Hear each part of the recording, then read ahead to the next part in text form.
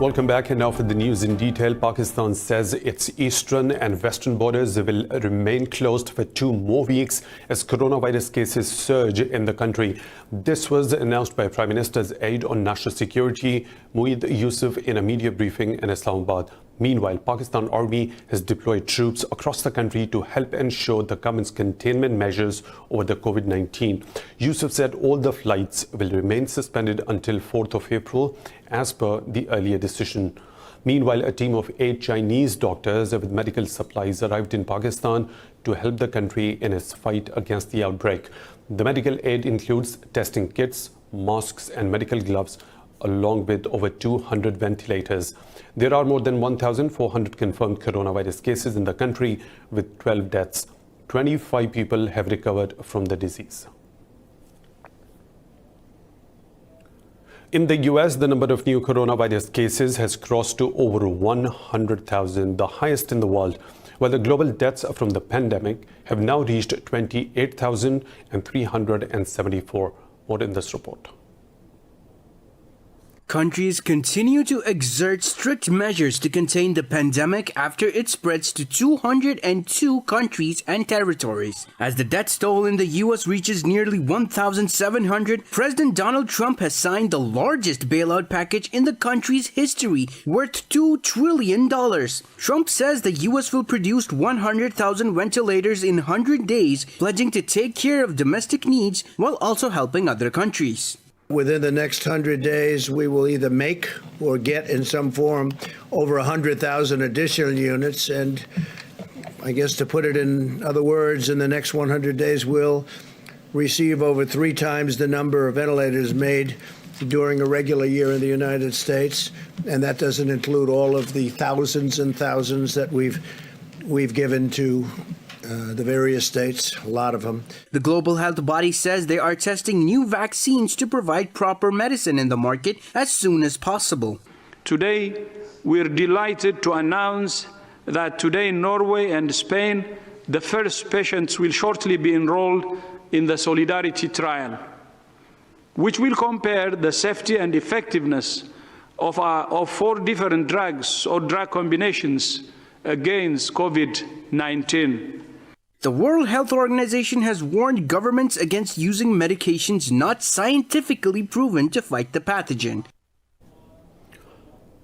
In Spain, the death toll from the coronavirus has exceeded 5,000 after it reported 832 more fatalities in the past 24 hours. The total number of those infected rose to 72,248 from 64,000 on Friday. China's National Health Commission said 54 new cases were reported on the mainland, all of which were imported. It said the number of infections for mainland China stands at 81,394, with the death toll rising by 3 to 3,295. In Iran, the disease has claimed 139 more lives, bringing the country's tally to over 2,500. Italy recorded 969 deaths, the highest daily toll anywhere in the world, while the number of confirmed cases eclipsed the total in China. French health authorities reported 299 new deaths from coronavirus on Friday, taking the total to 1,995. The French government has decided to extend the national lockdown by 2 weeks, now due to end on 15th of April at the earliest. In Germany, the number of confirmed cases has risen to 48,582 and 325 people have died of the disease. Over 131,000 people have recovered from the coronavirus pandemic worldwide.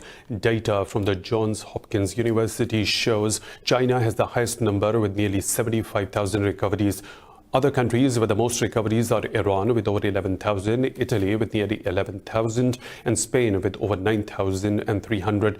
Spain has also seen a sharp decrease in the rate of new infections, and officials say it is stabilizing. Infection cases in Spain rose to over 65,700, a 14% surge compared with 18% a day earlier and 20% on Wednesday. In India, millions of migrants have to walk hundreds of miles to reach home after the government imposed a 21-day lockdown to contain the coronavirus earlier this week. The Health Ministry has reported over 870 infections with 21 deaths across the country so far. Police cracked down on workers crossing state boundaries after the curfew was announced. The migrant workers have been left jobless by the sudden lockdown of the country. Huge numbers had crammed onto trains and buses before the clampdown was enforced, but many others were left stranded. We will reach our villages by foot in about 8 days. There we can manage to get some wheat from the fields at least.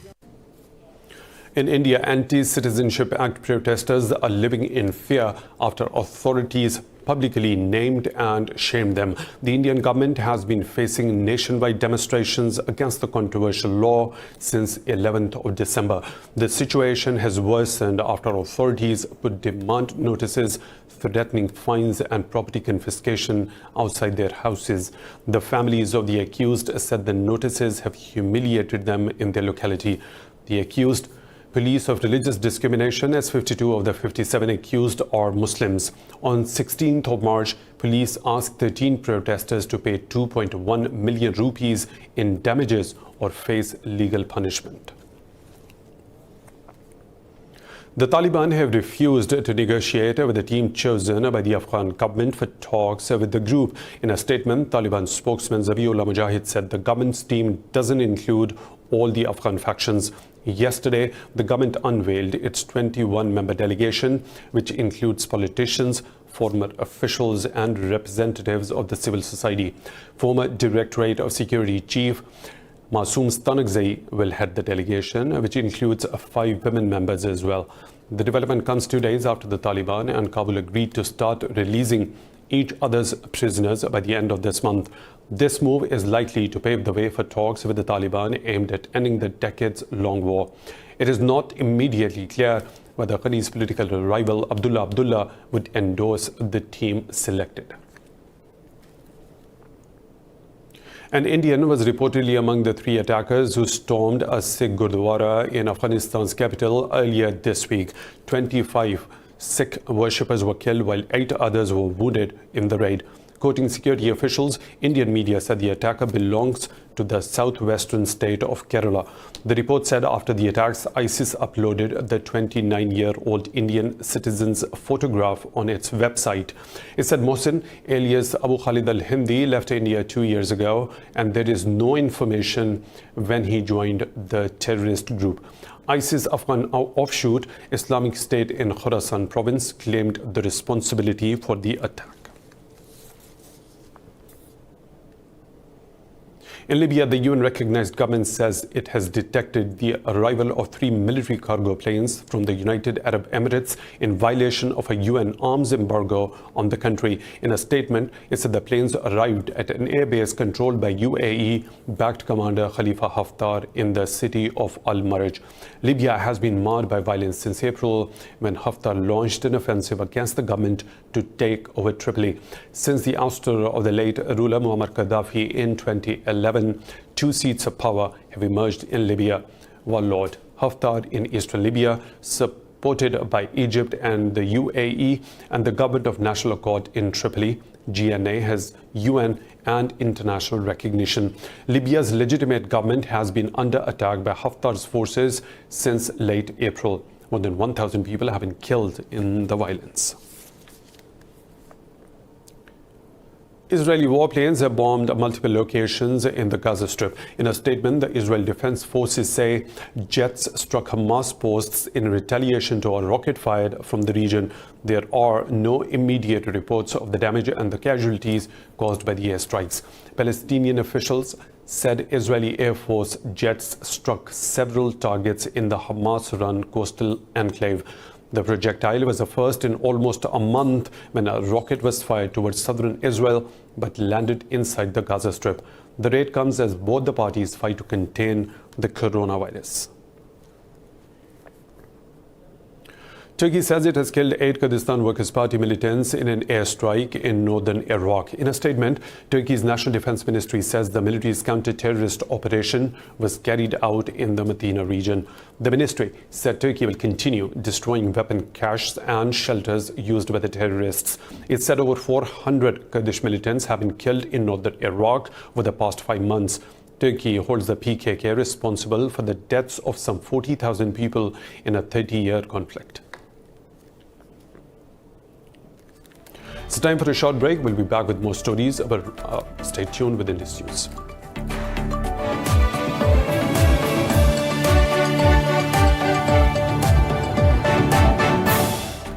Welcome back. Nigeria says it has killed at least 100 Boko Haram militants in northeastern Borno province. In a statement, the Nigerian military says the counter-terror operations were conducted by its troops and the multinational Joint Task Force. The military said it conducted the operations in retaliation to the group's killing of 28 soldiers and wounding of 61 others in a terror attack on Monday. Boko Haram launched an insurgency in Nigeria in 2009, but later expanded it to neighboring Niger, Chad and Cameroon, prompting a military response. Earlier this week, Chad's President Idris Deby Itno said Boko Haram killed at least 98 soldiers in an attack on the army base. The UN says more than 30,000 people have been killed and nearly 3 million displaced in a decade of Boko Haram terror activities in Nigeria.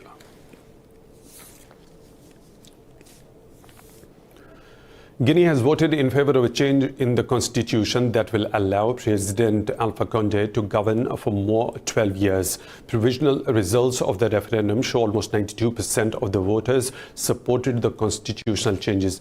The Electoral Commission says only 8% of the population was against the amendment. It says the voter turnout was 61%, and the Constitutional Court has 8 days to confirm the results. The new constitution will limit presidential terms to 2, but extend the length of the term to 6 years. The referendum was conducted on 15th of March and was boycotted by the opposition.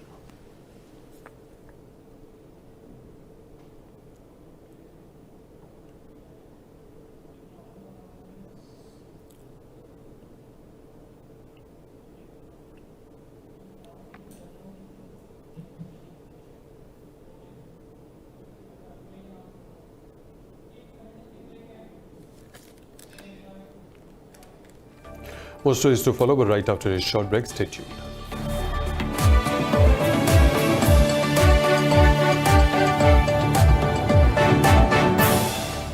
Welcome back. As the COVID-19 continues to wreak havoc, 5 Arab countries have reported fresh cases of infections. Morocco's health ministry said 13 new coronavirus cases were recorded, which brought the total number of infections to nearly 400. The ministry put the death toll from the disease at above 20, with 11 recoveries. In Palestine, 6 new infections were reported, taking the total cases to nearly 100.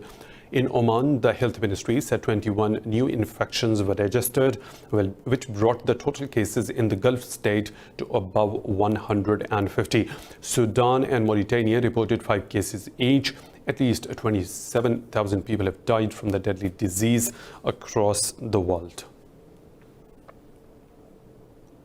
Palestinian groups have cancelled mass rallies along the border with Israel in Gaza to contain the COVID-19 outbreak. In a statement, an official of the Palestinian group said they urge people to stay home to avert this lethal pandemic. The rallies were planned for next week to mark the 2nd anniversary of the Great March of Return. The official called upon the residents to observe the day by raising Palestinian flags on their rooftops. Over 200 Palestinians have been killed by Israeli forces, with 8,000 suffered gunshot wounds.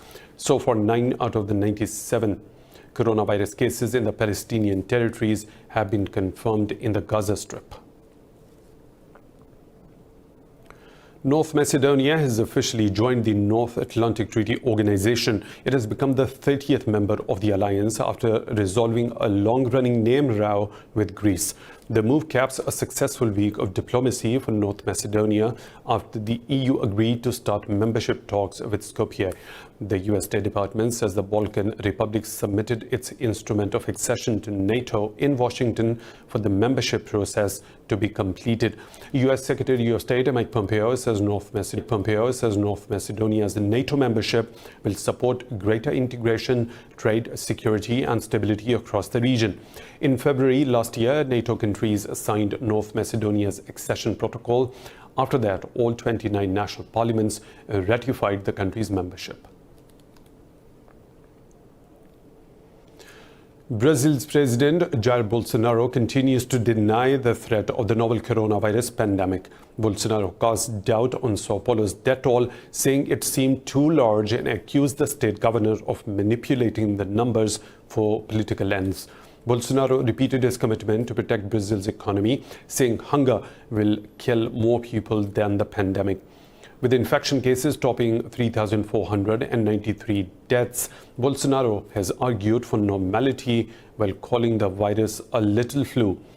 Meanwhile, Brazil's government commissioned $1 million TV advertisement featuring the hashtag Brazil cannot stop. On Friday, the government barred foreigners' entry via airports, while Brazil's central bank unveiled a $7.8 billion credit line to help smaller companies pay their employees.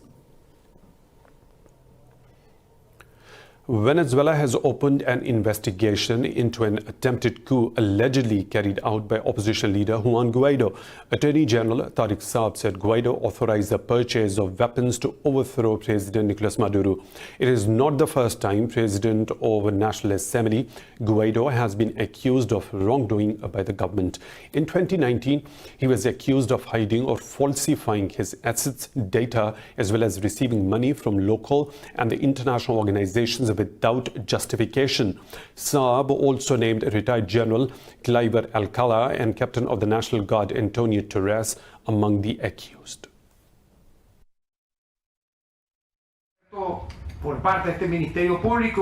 A criminal investigation has been opened by the Public Ministry against Juan Guaido, General Alcala, and others involved in this attempted coup. In this regard, we have requested the arrest warrants against Oliver Alcala Cardones and Antonio Jose Secua Torres, which were agreed to by the court for crimes of treason against the homeland, illicit traffic of weapons of war, terrorism, and attempted assassination and association. Cuba has slammed the U.S. for indicting Venezuela's President Nicolas Maduro on alleged narco-terrorism charges. In a tweet, Foreign Minister Bruno Rodriguez said that the move is based on brazen lies. He said the U.S. government proves to be the main threat to peace in Americas at the time of the COVID-19 crisis. Earlier, Maduro lambasted Washington, branding his U.S. counterpart Donald Trump a racist cowboy. Venezuela's Foreign Minister Jorge Arrizia said drug trafficking charges against Maduro show the desperation of the U.S. elite. Yesterday, the U.S. State Department set up a bounty of $15 million for information leading to Maduro's arrest and conviction. A US-based lab says it is unveiling a coronavirus test that can tell the positive results as early as 5 minutes. In a statement, Apple Laboratories said the US Food and Drug Administration had given it the authorization to begin making the tests. It said the test is the size of a small toaster and uses molecular technology. The statement said a thorough research to definitely rule out an infection can take up to 13 minutes. It said the small, portable test device will be available to healthcare providers from 1st of April. The company said it plans to supply 50,000 test kits a day. South Korean COVID-19 test kit manufacturer I1 Bio says it is swamped by orders from North America and Europe. The company adds it has 40,000 test kits ready for shipping, an amount that could be used to test 2 million individuals. After Seoul's successful containment of the coronavirus, testing kits manufactured in the country have become a major export. 47 countries have reached out to South Korea asking to import COVID-19 diagnostic tools. Another 39 nations have requested them as humanitarian aid. The only problem is keeping up with the orders. We are waiting for approvals of clinical tests from the United States, Italy, Switzerland and Mexico. And once we get green light, we will ship off at least 40,000 test kits, amount that can run 2 million tests to those countries. Some countries also requested the kits without clinical tests. We expect the demand of our kits will be more than 5 million tests. Biotech startup I1 Bio is just one of several companies mass-producing COVID-19 testing kits in South Korea. Despite having plenty of local competition, I1 Bio employees are regularly working overtime to keep up with the orders. I left the office after midnight yesterday because they are in different time zones. My staff and I were working all night at home and here these days. The US is one of South Korea's biggest customers for COVID-19 test kits. This includes both FDA-approved kits along with others approved by state governments. Demand for kits is expected to rise even further in the US over the coming weeks as coronavirus cases peak in the country. After South Korea, China is the biggest exporter of COVID-19 test kits. American actor Tom Hanks and his wife Rita Wilson have returned to the US after spending 15 days in quarantine in Australia. The celebrity couple were photographed while driving a vehicle in Los Angeles. Hanks and Wilson were among the first global celebrities to announce they tested positive for the disease.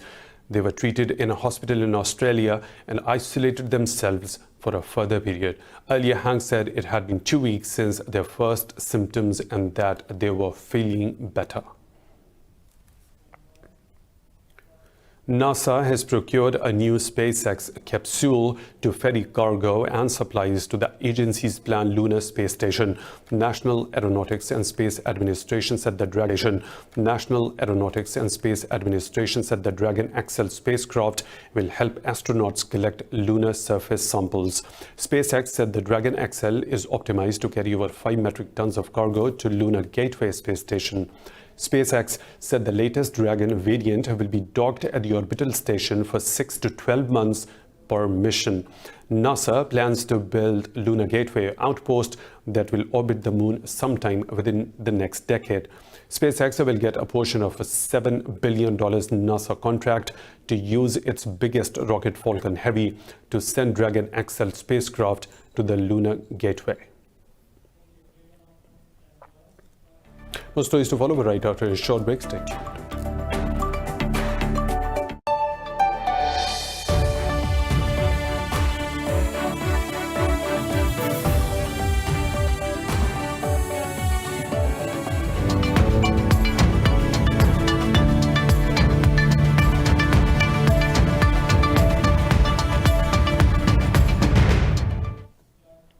Canada has announced a $145 billion stimulus package to boost the economy rattled by the coronavirus pandemic. Prime Minister Justin Trudeau said small businesses are the backbone of Canada's economy, thus need to be protected. The measures include a 75% wage subsidy for local-scale business employees, along with lines of credit and low-interest loans. Earlier, the Bank of Canada lowered a key interest rate to 0.25% to cushion the impact of the pandemic. These measures come after an official report projected a 5.1% contraction of Canada's economy this year, the worst since 1962.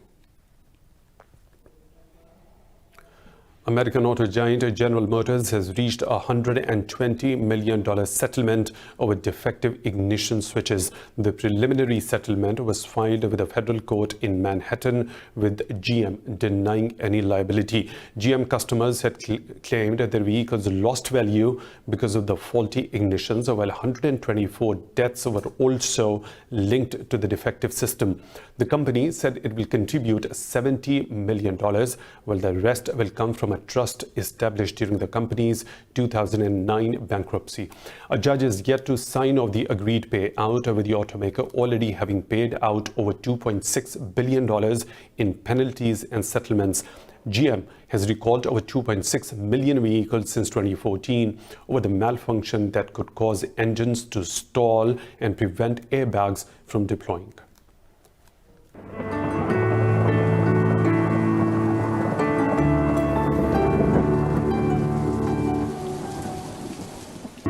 Another weather situation from around the globe.